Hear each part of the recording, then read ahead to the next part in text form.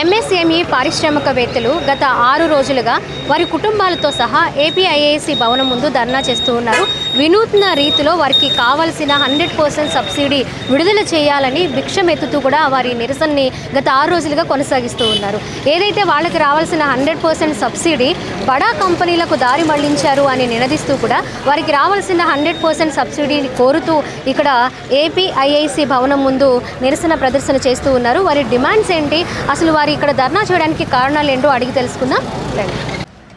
గత 6 రోజులుగా కూడా ఎంఎస్ఎంఈలు అందరూ కూడా ధర్నా చేస్తూ ఉన్నారు.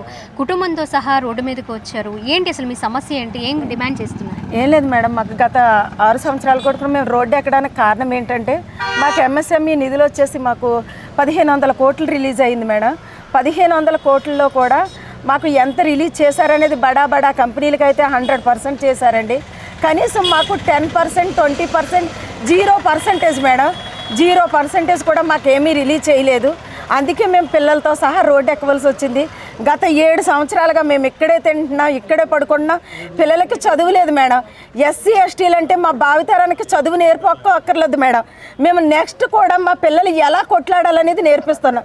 ఈరోజు చిన్న పాప నినాదాలు చేయడం మీరు చూసారు కదా, బుక్స్ పట్టుకోవాల్సిన చేతులతో నినాదాలు చేస్తుంది. అంటే అర్థం ఏంటి, మన ఎస్సీ ఎస్టీలకి ఏ ప్రభుత్వం కూడా సబ్సిడీస్ ఇవ్వదు. వాళ్ళకు కూడా మేము అదే నేర్పిస్తున్నాం. రేపొద్దున మీరు కూడా మాకులాగే నినాదం చేయాలని ప్రతి ఎస్సీ ఎస్టీ కుటుంబానికి నేను ఒక్కటే చెప్పుకుంటున్నా, మన పిల్లలకి చదువుతో పాటు మన హక్కులు కూడా నేర్పండి. ప్రభుత్వంతో మనం ఎలా కొట్లాడాలో నేర్పండి. ఈరోజు నా బిడ్డలతో నేను రోడ్డు ఎక్కాను, ప్రతి బిడ్డకి కూడా ఇదే నేర్పండి. ఎందుకంటే మన ఎస్సీ ఎస్టీలకి ఏ ప్రభుత్వం న్యాయం చేయదు. మనకి ప్రతి ఇయర్ కూడా రాజ్యాంగం మనం ప్రవేశపెట్టిన నిధులైతే బడా కంపెనీలకు కొడుతుంది, మనకి 0% చేస్తుంది. అందుకే ప్రతి స్కూల్లోని కూడా ఎస్సీ ఎస్టీలకి అంటూ పిల్లలకి ఒక కోర్స్ పెట్టండి. ఏంటి, మన నిధులు ఎలా కాపాడుకోవాలి, ప్రభుత్వంతో మనం ఎలా కొట్లాడాలనేది పిల్లలకి నేర్పించుకోండి. ఎందుకంటే నెక్స్ట్ తరానికి కూడా మాకులా రోడ్డు ఎక్కకూడదు మేడం. మీరు ఈ ధర్నా కొనసాగిస్తూ ఉన్నారు, మరి ఏంటి తదుపరి కార్యాచరణ? అసలు ఎటువంటి నిర్ణయం రాలేదండి మాకు అధికారుల దగ్గర నుంచి. చూస్తాం, చేస్తాం, ట్రై చేస్తాం సార్. అదేదో లిఖితపూర్వకంగా అంటే అలా ఎలా ఇస్తాము అంటున్నారు. సరే, ఏ ఆర్డర్లో కొట్టారు అంటే వాళ్ళ దగ్గర సమాధానం లేదండి. తప్పు చేశాము అని వాళ్ళు ఒప్పుకుంటున్నారు మేడం. తప్పు చేసిన వాళ్ళే లోపల కూర్చుంటే తప్పు అనుభవించిన మేము రోడ్డు ఎక్కాము. ఈరోజు భిక్షాటం చేస్తున్నా. ఈరోజు ఈ ప్రభుత్వం అన్నది కదా ప్రతి ఇంటికి పారిశ్రామికవేత్త చేస్తానని, ఒప్పుకున్నారండి. ఈరోజు ఈ ప్రభుత్వం చెప్పింది కదా ప్రతి ఇంటిని పారిశ్రామికవేత్త చేస్తానని. ప్రతి ఇంటికి పారిశ్రామికవేత్త కాదు, ప్రతి ఇంటికి బిచ్చగాని చేసింది ఈ ప్రభుత్వం. ఈరోజు ప్రభుత్వం చేసింది. అందుకే మా పిల్లలకి మేము ఏం నేర్పదలుచుకున్నామంటే, నెక్స్ట్ ప్రభుత్వాలు ఏ వచ్చినా మన హక్కుల కోసం, మన సబ్సిడీస్ కోసం, మనకు చదువు కాదు ముఖ్యం, మన హక్కులు మనకు ముఖ్యం. మనకు అంబేద్కర్ ఎప్పుడో పెట్టేశారు మేడం, మీ హక్కులు మీ అని. కానీ ఆయనతోనే ఈ ప్రభుత్వాలు వస్తూ మా హక్కులను కూడా తీసుకుపోతున్నారండి. ఈరోజు మేము భావితరానికి ఏం నేర్పదలుచుకున్నామంటే, మా హక్కుల కోసం మేము కొట్లాడాలనేసి చదువులు మానేసి పిల్లలను కూడా మా హక్కులతో కొట్లాడిస్తున్నాం మేడం. 6 రోజుల నుంచి ఇక్కడ ధర్నా చేస్తూ ఉన్నారు. అసలు ఈ పరిస్థితికి కారణాలు ఏంటి, ఎందుకు ఈ పరిస్థితి వచ్చింది? నేను కాకినాడ జిల్లా నుంచి వచ్చాను మేడం, అది సోమలకోట. మరి 4 సంవత్సరాలు అవుతుంది సార్ మేడం, 4 సంవత్సరాలు అవుతుంది. 4 సంవత్సరాల నుంచి కూడా సబ్సిడీలు వదలలేదు. లారీలు తీసుకునే వాళ్ళు ఉన్నారు, బస్సులు తీసుకునే ఉన్నారు, జేసీబీ తీసుకునే కార్లు, చాలామంది మొత్తం ఎస్సీ ప్రతి ఒక్కరు కూడా ఏదోటి వ్యాపారం చేసుకుని బతుకుదాము అనేసి ముందుకు వెళదాము, మా బిడ్డలు ఫ్యూచర్ ఉంటుంది అని మేము రిస్క్ అయినా మా ఇల్లు పళ్ళు తాకడెట్టుకుని బంగారం అమ్మేసుకుని వాహనాలకి అమౌంట్ డౌన్ పేమెంట్ కట్టి తీసుకున్నాము. 4 సంవత్సరాలు అవుతుందండి. ఇప్పుడు దాకా కూడా సబ్సిడీ వదలలేదు. ఇప్పుడు ఆ దీపావళికి చంద్రబాబు నాయుడు మీకు విడుదల చేస్తామమ్మా సబ్సిడీలు అంటే మాకు 100% ఇచ్చేస్తారేమని ఎంతో సంతోషించాము. తర్వాత 30, 40, 20, 10 కాదు కదా 0 కూడా మాకు లేదండి. ఈరోజు ప్రతి ఒక్కరు కూడా ఇక్కడ ప్రతి ఒక్కరు కూడా దానికి సంబంధించిన వాళ్ళు ప్రతి ఒక్కరు కూడా రూపాయి కూడా ఇక్కడ పడలేదండి. ఎవరికి పడలేదు. మా కోసము మా కేటాయించిన డబ్బులను, మా కేటాయించిన హక్కులను, మా కేటాయించిన నిధులను ఓన్లీ బడాబాబులకి పెద్ద పెద్దలు కంపెనీ వాళ్ళకి కొట్టారండి. పేర్లు మాయి, డబ్బు మాది, సొమ్ము వాళ్ళదండి. ఈరోజు మాకు ఇంట్లో ఎలా ఉందంటే అప్పుల వాళ్ళు ఇంటి మీదకి వచ్చి ఇంటికి తాళాలు వేస్తానంటున్నారండి. ఆ వాహనాలు వాయిదాలు కట్టగా వ్యాపారం లేక పక్కన పెడేస్తాం. వాయిదాలు కట్టమని ఇబ్బంది పెడుతూ ఉన్నారు. బొర్లు కూడా చాలామంది లారీలు చీచేసి గవర్నమెంట్ బ్యాంకులో ఎట్టుకెళ్ళిపోయారండి. మాకు ఇంకేమీ ఆధారం లేదండి. అమ్ముకోవడానికి లేదు, ఇటు వ్యాపారం చేసుకోవడానికి లేదు, అటు మాకు పని చేసుకోవడానికి లేదు. ఎటు కాకుండా మధ్యలో ఇరుక్కుపోయామండి. ఈ స్కీమ్ మా కోసం పెట్టామని మేము ముందడుగు వేసి వాహనాలు కొనుక్కున్నాం మేము. కానీ ఈరోజు ఈ స్కీమ్ మాకు కాదండి, పేరు మాది బడాబాబులకండి. ఇది ఆ రోజే బడాబాబులకని తెలిస్తే మేము ఈ స్కీమ్లో అడుగు పెట్టం కాదండి. మీ కొట్టము ఎస్సీ ఎస్టీ వాళ్ళు మేము కొట్టమంటే కొట్టము, మీ పేరు చెప్పుకుని నిధులు మేము వాడుకుంటున్నామంటే మేము ఇందులో దేం కాదండి. ఇప్పుడు ఏదైతే 10, 20, 30, 40% అన్నారో అవి ఎవరికి పడలేదండి. ఎవరికి పడలేదు. ఇక్కడ ప్రతి ఒక్కరికి పడలేదండి.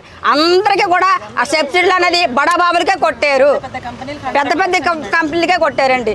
ఈరోజు రోడ్డు మీద పడ్డాము. పిల్లలకి అన్నం పెట్టుకోలేని పరిస్థితి, ఫీజులు కట్టకుండా బయటకు గంటేసి పిల్లలు అందరూ కూడా బయట ఉన్నారు. మా పిల్లలు చదువుకోవట్లేదు లేదండి, అన్నం పెట్టినా కూడా లేదండి. ఈరోజు చిప్పెట్టుకుని బయటకు వచ్చామండి. పుత్రులు అమ్ముకున్నామండి, పుత్రుతాళ్ళు అడుగుని ఎత్తులు వేసుకుని తిరుగుతున్నాము. మొత్తం అంతా మైనస్ అండి. ఇంకా మాకు ఏది ఆధారం లేదు, ఏ మార్గం లేదు. మాకు ఆత్మహత్యలు నీకు వేరే మార్గం లేదు. ఇప్పుడైనా చంద్రబాబు నాయుడు మా మీద దయ్యించి కొడతారేమని న్యాయబద్ధంగా శాంతంగా పార్టీలు అంటే మాకు ఎవరో లేరండి.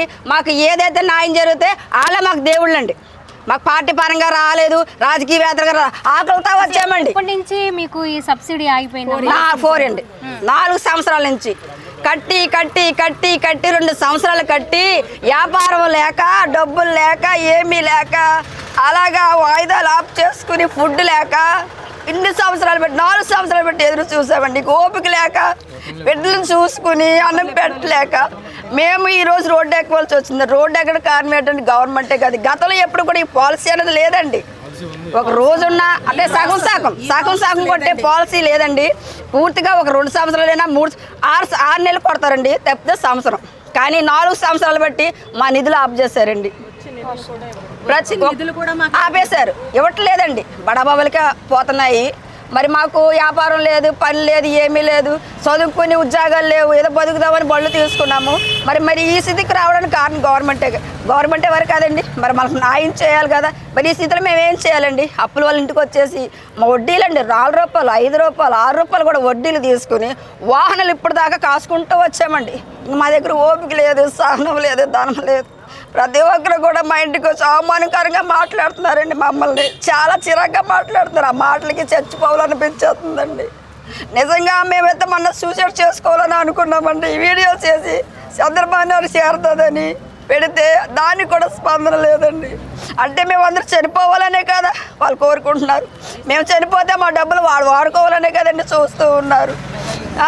మా పరిస్థితి ఏంటి చెప్పండి ఒకసారి. ఏంటి మా పరిస్థితి? మా బ్రోతికలు ఇంతేనా అండి? మమ్మల్ని ఇంకెవరు స్పందించరా? నిన్న నాకు వాష్రూమ్ వస్తే లోపలికి వెళ్ళి పోసుకుంటాను సార్ అని పోలీసులు అక్కడే ఉన్నారండి. పోలీసులు అంటే అర్థం ఏంటండి? యూనిఫామ్కి ఇస్తాం మేము విలువ, మనుషులు కాదండి, యూనిఫామ్కి ఇస్తాం. సార్ నాకు వాష్రూమ్ అర్జెంటుగా వస్తుందండి, బయటికి లోపలికి వెళ్ళి పోసుకుంటానంటే నువ్వు లోపలికి వెళ్ళడానికి వీలు లేదమ్మా, రోడ్డు మీద కానీ అని అడిగారండి సార్. సెక్యూరిటీ మేము. మీరు లోపలికి ఎందుకు వెళ్ళకూడదండి? అది మాదేగా, మా డబ్బుతో కదా కట్టారు. అది మాకు హక్కు లేదా? లోపలికి వాష్రూమ్ కూడా పోసుకోండి, మాకు ఇది లేదా?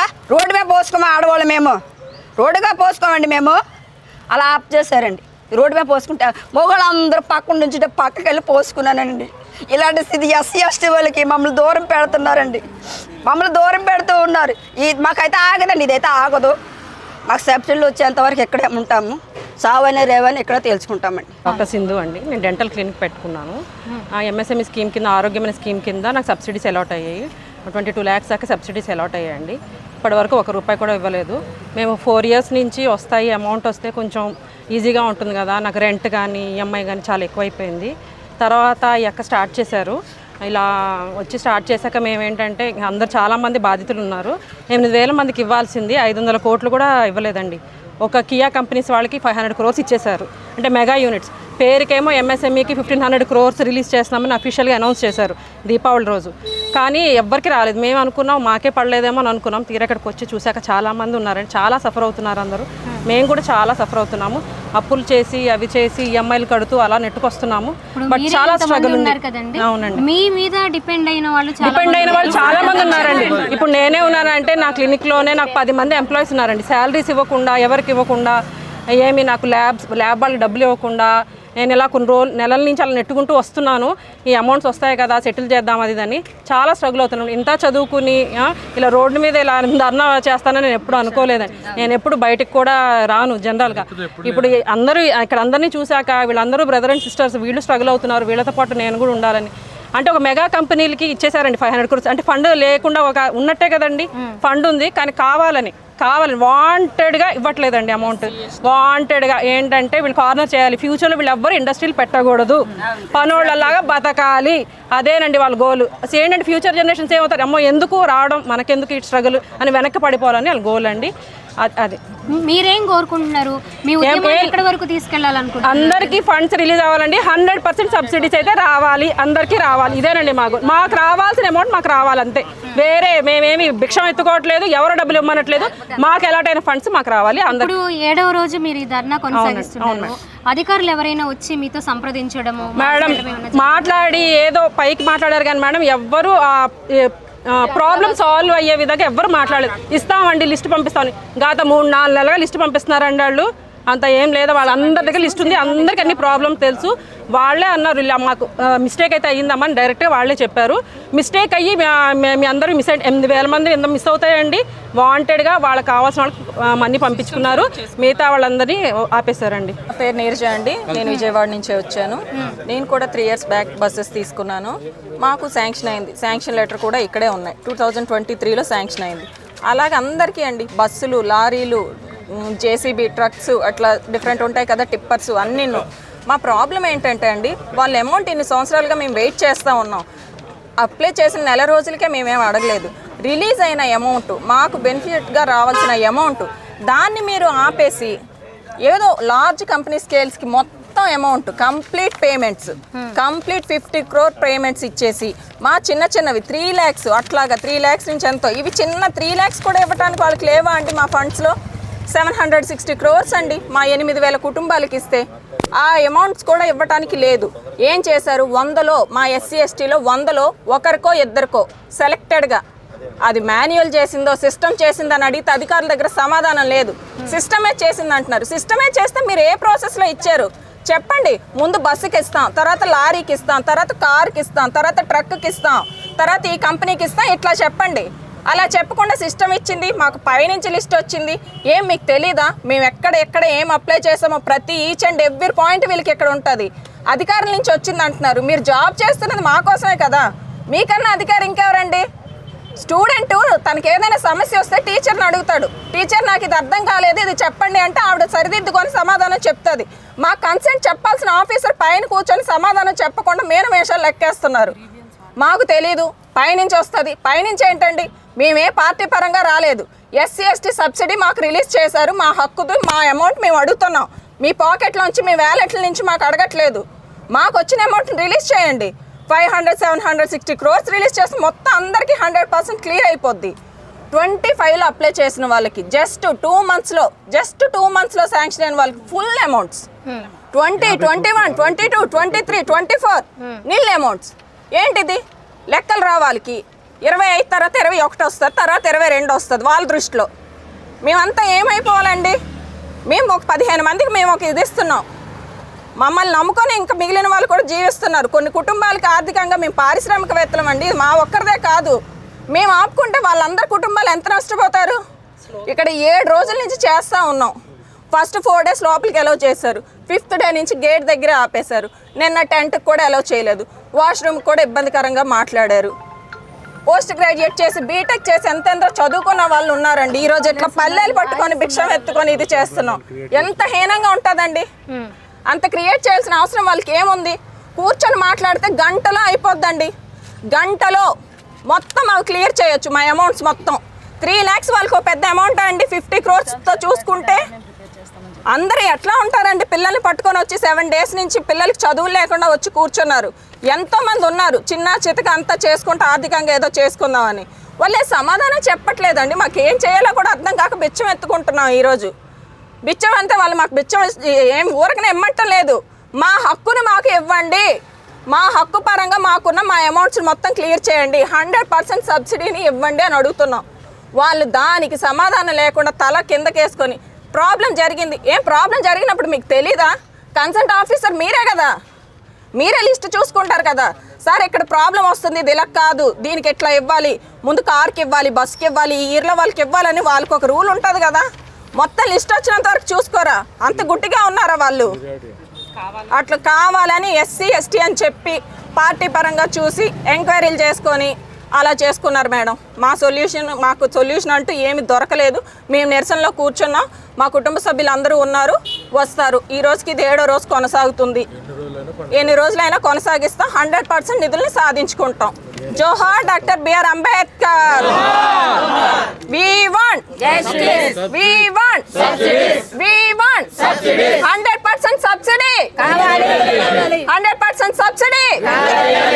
MSME కుటుంబాలు అంటే పారిశ్రామికవేత్తల కుటుంబాలు ఇప్పుడు రోడ్డున పడి 7వ రోజు ధర్నా కొనసాగిస్తున్నారు. వినూత్న రీతిలో భిక్షం ఎత్తుకుంటూ ప్లేట్స్ చూపిస్తూ వాళ్ళకి రావాల్సిన ఏదైతే 100% సబ్సిడీ కోరుతూ వాళ్ళు నిరసన దీక్షలు చేస్తూ ఉన్నారు.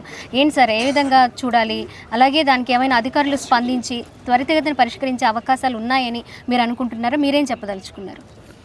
ఈరోజు 7వ రోజు జరిగినటువంటి SC ST పారిశ్రామికవేత్తలు సమ్మె జరుపుతూ ఉన్నారు, ఆందోళన జరుపుతూ ఉన్నారు. ఆ ఆందోళనకి CPM పార్టీ మద్దతు ఇస్తూ ఉంది. అతి దారుణమైన విషయం ఏంటంటే ప్రభుత్వాలు వచ్చి మేము SC STలకి పారిశ్రామికవేత్తలకి న్యాయం చేస్తాం, మీరు అందరూ వ్యాపారాలు పెట్టుకోండి అని చెప్పి మోసం చేసి, అది ఏ పార్టీ అనేది కాదు, వాళ్ళు చిన్న చితక వ్యాపారాలు ప్రారంభించి చిన్న చిన్న పారిశ్రామికవేత్తలు వాళ్ళు ఈరోజు రోడ్డును పడాల్సిన స్థితికి ప్రభుత్వం తీసుకొచ్చింది. వాళ్ళు కోరుకుంటుంది వాళ్ళ హక్కు. మీరేదో దానాధర్మాలు చేసి డబ్బులు ఇవ్వాల్సిన అవసరం లేదు. మీరు ఏదైతే ప్రభుత్వం నిర్ణయించిందో సబ్సిడీని బ్యాంకుల ద్వారా, ఆ సబ్సిడీని మాకు ఇవ్వండి అని చెప్తున్నారు. ఈరోజు 10 కోట్లు పెట్టి 5 కోట్లు పెట్టి వ్యాపారం చేసిన తర్వాత ఒక 2 కోట్ల సబ్సిడీ ఇస్తామని చెప్పి వ్యాపారం ప్రారంభించి అనేక రకాలుగా వడ్డీలు తెచ్చి తాకట్లు పెట్టి వారు వ్యాపార సంస్థలు ప్రారంభిస్తే వాళ్ళు ఇప్పుడు వ్యాపారాలు మూసుకొని రోడ్ల మీద పడి అప్పుల పాలవలసిన పరిస్థితి ఈరోజు కనపడుతుంది. మేము ప్రభుత్వాన్ని అడుగుతున్నాం, అయ్యా మీకు కనపడుతుందా కళ్ళకి? వాళ్ళకి ఏ రకమైన పారిశ్రామికవేత్తలు మీరు చెప్తున్నారు ప్రపంచంలో ఈరోజు రాష్ట్రంలో కొన్ని కోట్ల రూపాయలు పారిశ్రామికవేత్తలు వ్యాపారాలు పెట్టండి, మేము సబ్సిడీ ఇస్తామని. ఎవరికి సబ్సిడీ ఇచ్చారో మీరు ఈరోజు? గత 4 సంవత్సరాల నుంచి వ్యాపారాలు చేస్తూ నష్టపోయి ఏమీ తోచని స్థితిలో వాళ్ళు వ్యాపారాలు కొనసాగిస్తారు నేపథ్యంలో ఇప్పుడు వస్తాయి అప్పుడు వస్తాయని చెప్పి గత 4 సంవత్సరాల నుంచి ఎదురుస్తూ ఉన్నారు. కానీ అతి దారుణమైన విషయం ఏంటంటే ఇప్పుడు వచ్చిన ప్రభుత్వం కావాలని చెప్పేసి ఇలా సబ్సిడీలు ఇవ్వకుండా ఈరోజు రోడ్డు పాలు చేసింది. ఇది దారుణం. ఈరోజు కోట్ల రూపాయలు సబ్సిడీ రిలీజ్ చేస్తూ ఉన్నారు. కోట్ల రూపాయలు ఈరోజు బ్యాంకు లోన్లు వాళ్ళకి సబ్సిడీ ఇచ్చి ఎత్తేస్తూ ఉన్నారు. అసలు అప్పులు అవుతా ఉన్నాయి పెద్ద పెద్ద కంపెనీస్, ఆందాని పెద్ద పెద్ద వాళ్ళకి లక్షల కోట్ల రూపాయలు అసలు బ్యాంకు లోన్లు ఎత్తేస్తూ ఉన్నారు. మీరు కట్టాల్సిన పని లేదు, వెళ్ళిపోండి అని. సబ్సిడీలు ఇస్తున్నారు, కోట్ల రూపాయలు సబ్సిడీలు ఇస్తున్నారు, మీరు కట్టాల్సిన పని లేదని.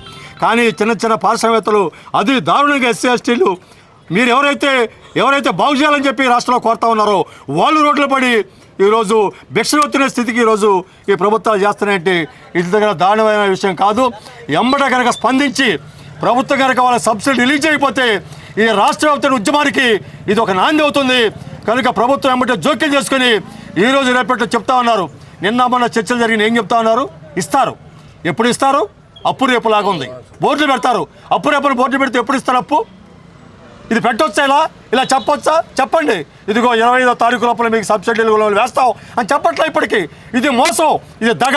ఇప్పటికైనా మేము ED గారికి రిప్రజెంట్ చేసాం. మీరు ఇలా మోసం చేయొద్దు. డేట్ ఆఫ్ కటప్ చెప్పండి. 20వ తారీఖు వేస్తారా, 30వ తారీఖు వేస్తారా, 15వ తారీఖు వేస్తారా అని డేట్ ఆఫ్ అడిగాం మేము. ఈరోజు మినిస్టర్ గారితో భరత్ గారితో మాట్లాడి ఇక్కడ నుండి శాసనసభ్యులు కూడా అడుగుతున్నాం, అయ్యా లోకేష్ గారు ఈ రాష్ట్రం అంతా నేను బాగు చేస్తాను, ఈ రాష్ట్రాన్ని సస్యశ్యామలం చేస్తానని చెప్పేసి మీరు లోకేష్ గారు అడుగుతున్నారు. మీ కాన్స్టిట్యున్సీలోనే మీ దగ్గరే ఈరోజు ఇంత పెద్ద ఆందోళన జరుగుతుంది. రాష్ట్ర వ్యాప్తంగా ఉన్నటువంటి చిన్న పారిశ్రామికవేత్తలు ఆందోళన చేస్తున్నారు. మీరు కనపడలేదా? మీరు చూడలేదా? మీరు ఎక్కడో మీరు దేశాన్ని సస్సామలు చేయడం కాదు, మీ కాన్స్టిట్యూన్సీలో జరిగిన ఆందోళనకి మీరు పరిష్కారం చూడని చెప్పి లోకేష్ గారిని అడుగుతున్నాం. ఇప్పటికైనా ఐటీ శాఖ మంత్రులు కానీ భర్త గారు కానీ సీఎం గారికి పవన్ కళ్యాణ్ గారు చెబుతున్నారు, నేను అబ్బాయి రాష్ట్రంలో తీర్చిదిద్దుతానని చెప్తున్నారు. అయ్యా పార్టీలకు అతీతంగా ఈరోజు ఇక్కడ కూర్చున్నారు, వీళ్ళు పార్టీలు అవసరం లేదు, మీరు వాళ్ళకి న్యాయం చేయండి అని చెప్పేసి మేము కోరుతా ఉన్నాం. ఈరోజు ఇక్కడ కాన్స్టిట్యూన్సీలో ఉండే ఐటీ శాఖ మంత్రులు కానీ మాజీ భర్త గారు కానీ సీఎం గారి ఎమ్మటే జోక్యం చేసుకొని ఈరోజు రేపట్లో కనుక ఈ సమస్య పరిష్కారానికి చూపకపోతే ఇది రాష్ట్ర వ్యాప్త ఉద్యమానికి నాది పలుకుద్ది. అన్ని పార్టీలు ప్రజలకి వీళ్ళకి మద్దతు ఇస్తారని తెలియజేస్తూ ప్రభుత్వం వెంటనే జోక్యం చేసుకోవాలని చెప్పేసి సబ్సిడీ ఇవ్వాలని చెప్పేసి కోరుతా ఉన్నాం. వరకు ఇద్దరికి మేము వచ్చేటప్పటికి కింద లేరు, వాళ్ళకి వేస్తామని చెప్తా ఉన్నారు. చెప్పామండి, నేను జరిగిన చర్చలు అని చెప్పారు. ఇది మీరు చెప్పేది కరెక్ట్ కాదండి, వేస్తామనే మాట ఏంటి, ఎప్పుడు వేస్తావో చెప్పాలి కదండి అని అడిగాం మనం ఏడీ గారిని. ఇలా మీరు వేస్తామంటే ఎప్పుడు వేస్తారో తెలియదు కదా, అది అనంతలోకంలో ఉంటుంది. మీరు డేట్ చెప్పండి, పోనీ ఈ రోజు వాళ్ళతో మీరు బయటకు వచ్చి ఇది ఈ డేట్ చెప్తున్నాం, ఈ డేట్ లోపల వేస్తామని వాళ్ళు ప్రామిస్ చేయండి. వాళ్ళు